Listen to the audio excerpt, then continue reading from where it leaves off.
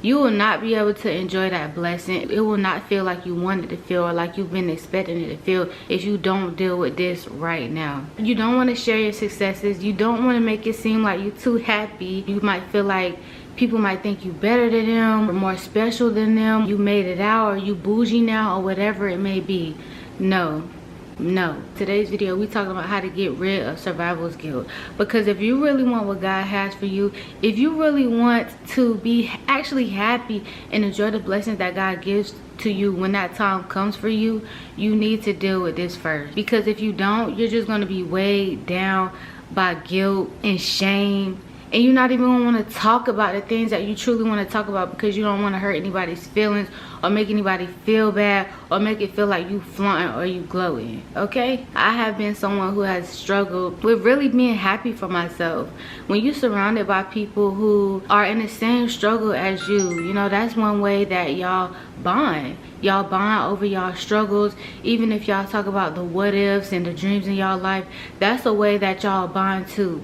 But when you become that person who starts to succeed and get those things, it's like you can't even be happy for yourself, because you see other people down where you came from. I always knew, even when I was young, like since elementary school, I knew I wanted to be well off. I knew I didn't want to struggle. But what I did not know is all of the emotions that can come with that when you do well, and all the weight that comes with that. Like when you start going on a trajectory to success, you feel like you want to help other people, you want to be there for other people, you still want to resonate with your family and friends, you know, your loved ones. But one of the things that really has been helping me fully detach from survival's guilt and really let that go is observing people. You really have to pay attention, because I think for the most part it's people that we know. You go through a battle of why you do or do not deserve it. You know you do, but you feel like you don't, or you just struggle with fully being happy in it and posting about it and talking about it because you see what everybody else is going through.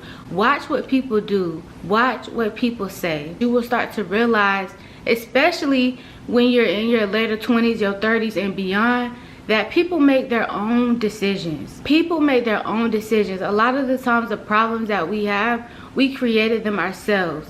Yes, you cannot always control something like car troubles or being fired or something like that, laid off. But when you pay attention to how people talk, the things that they speak over their lives, you cannot control that. Even when you try to talk to someone and bring life, more lighter conversations, prosperity, moving forward, progressing, and it's like something just so bad wants to keep them in a negative headspace, talking about their money struggles, relationship struggles. Like, it's just always something. And you got to understand that a lot of times that we get trapped in our own lives and trapped in our own stories. So when people think a certain way, you cannot make them think otherwise. Like, you might make an impression on them that helped them in their journey, or say something that causes an epiphany in them, which is amazing. But I feel like, in my experience, when you try to force this knowledge and this education on people, it either repels them or it literally just bounces off of their head.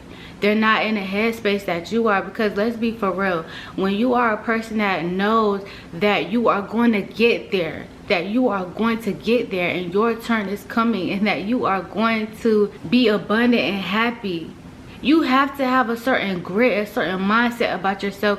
And some people, a lot of times the people around us that we are trying to save are not there. They don't have that same mindset. So when you start paying attention to how people talk and how they think and the things that they do, you can see that a lot of times people put themselves in their own situation. So we have to relinquish ourselves from feeling like we always have to be down there with them or fix something for them, because once you got to your point where you started climbing out of the hole, you probably realized that you did a lot of things to get yourself there. It's the same thing for them. They did things to get themselves there. But the difference is that you're becoming more self-aware and you climbing out.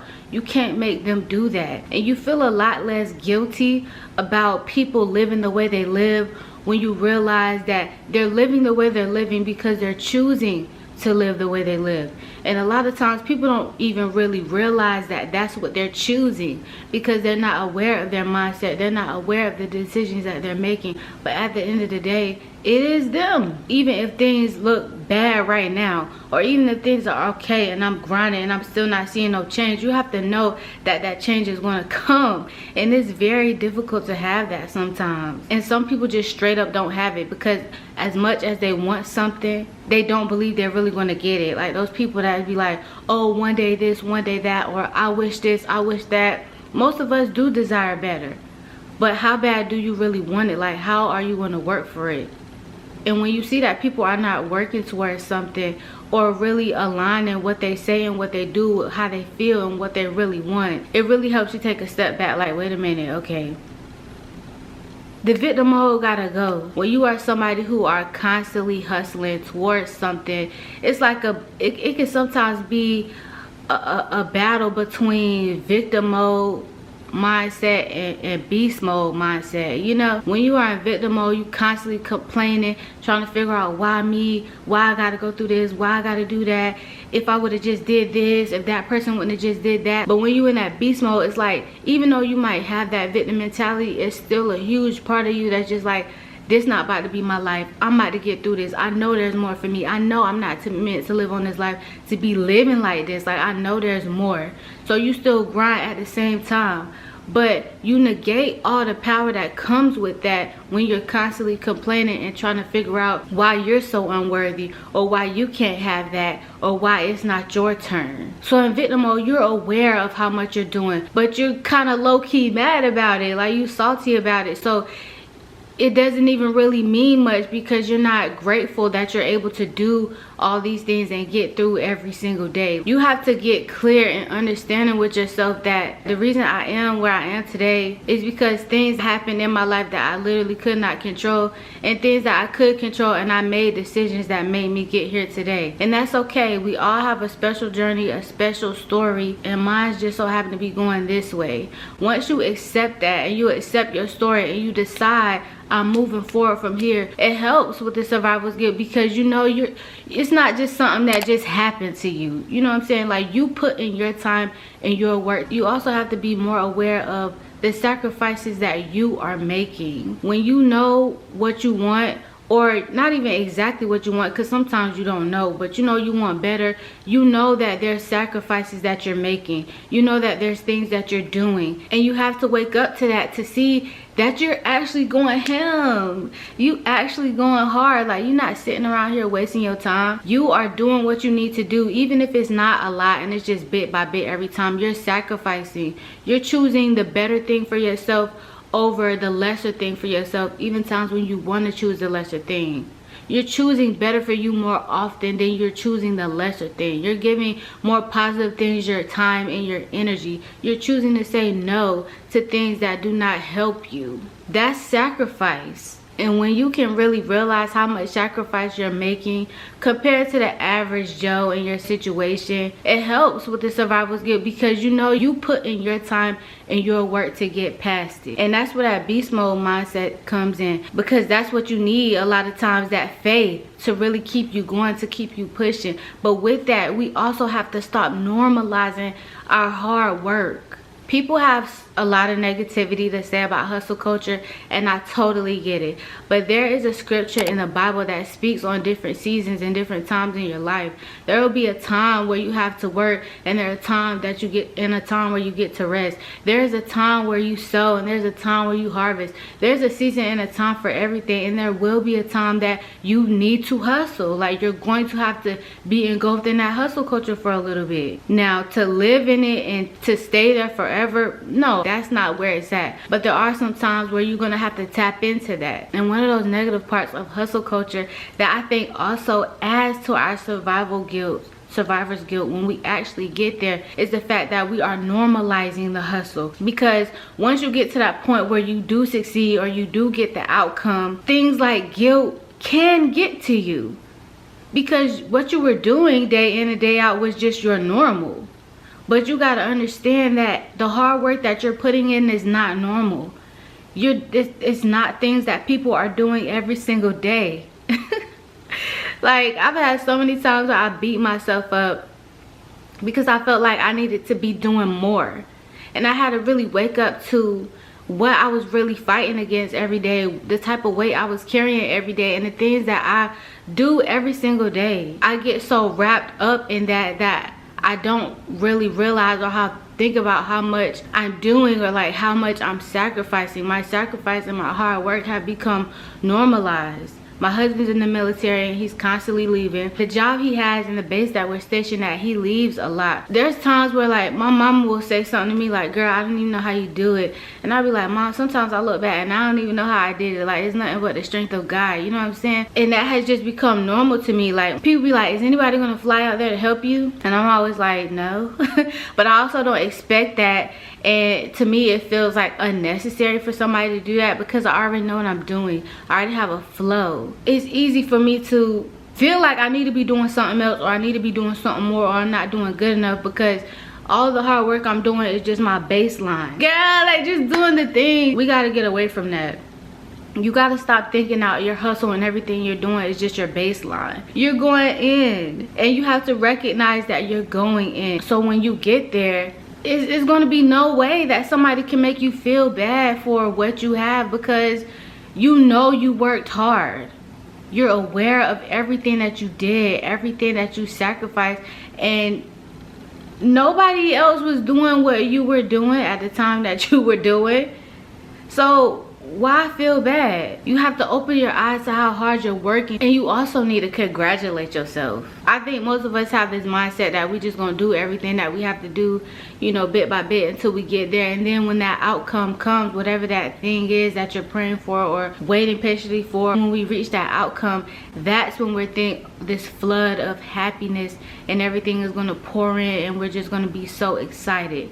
But I feel like if you congratulate yourself along the way with the things that you got done, even if you just got a checklist done that day, it doesn't even have to be like something like a big accomplishment, just something that you made a goal, like I really want to get this done by the end of the day or the end of the week. Like, congratulate yourself for that, because when the big blessing comes, like when that big thing comes, then you're going to be truly ecstatic, because you've been building yourself up on the way there. If you just blah the whole time, like got that done, all right, on to the next, who got past that, on to the next, not giving God praise, not patting yourself on the back for trusting him, for doing the work. When the big thing comes, you're going to be happy. And I think once that initial feeling of getting that blessing starts to wear off, you're going to get back to an emotional state where you're just kind of like, oh, you know, yeah, this is life. You know, that feeling of excitement and gratefulness, like that gratitude,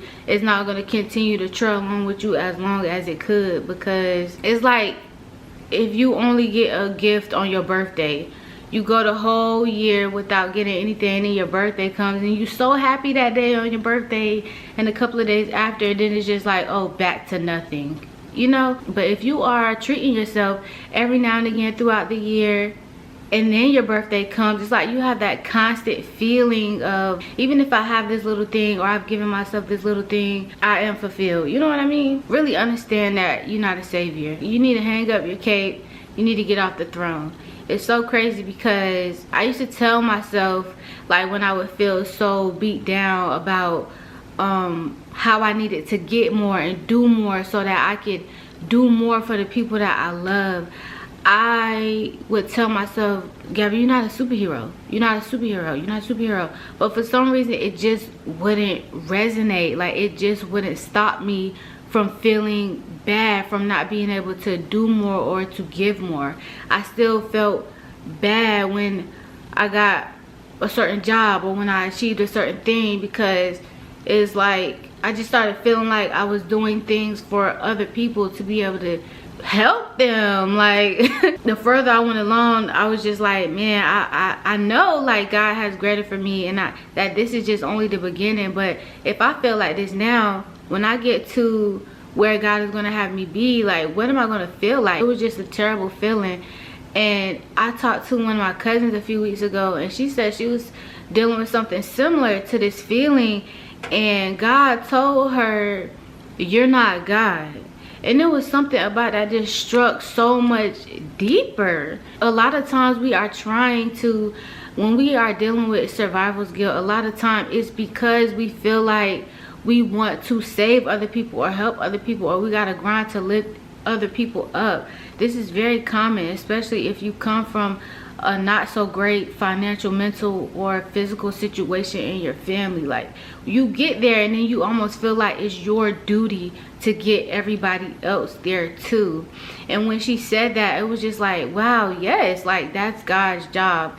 And she was saying how God was telling her that it's not her job to constantly be trying to go save people. It's their duty to come to him, to ask him. But she was not even giving God a chance to do that for people because they were so used to running to her. I was like, ooh, that's a word. And you know what's even crazier? I had talked to one of my uncles like a week and a half after my cousin, and he was saying how he was like kind of bogged down too, because it was people that he just was helping. He has his own business and he really likes to help people and put people on, but he was saying how a lot of times people end up just like screwing him over. And he like, you know, that's one of the things with being the type of person that want to help people out. People will sometimes do you like that. And he was talking to some elder and that he didn't even know, like they were just having a conversation, and this old guy told him, you can't keep trying to be God for them. And so I was like, dang, yo, that's crazy. It's like the same message but in a different way. And then like a couple of weeks later, I talked to one of my other cousins, and she essentially said she had the same she had the same message given to her from God. And so I was just thinking about it like, man, I really feel like God might be trying to really hammer this in my head right now, because I've never heard it said like that before, and I've heard it 3 times in the past couple of weeks. We really need to understand that we are not people's saviors. We are not God. We cannot rescue them from everything. And even if we could, that's not our job. That's not our job to make people rely on us, to let people know that they can call us every single time. You don't ever know what's going to happen to you, or what situation you're going to be in, or that they're going to be in, where you really can't help. You really can't pull up. And people get used to that. They get accustomed to that. It's almost like people get entitled to your success. They get entitled to your resources. They get whatever that is, your family, your home, your food, your money. People get used to you giving them stuff, and they should not feel that way towards you. I would say, if anything, maybe between like parents and children, but there's even still boundaries for that. God is everyone's source.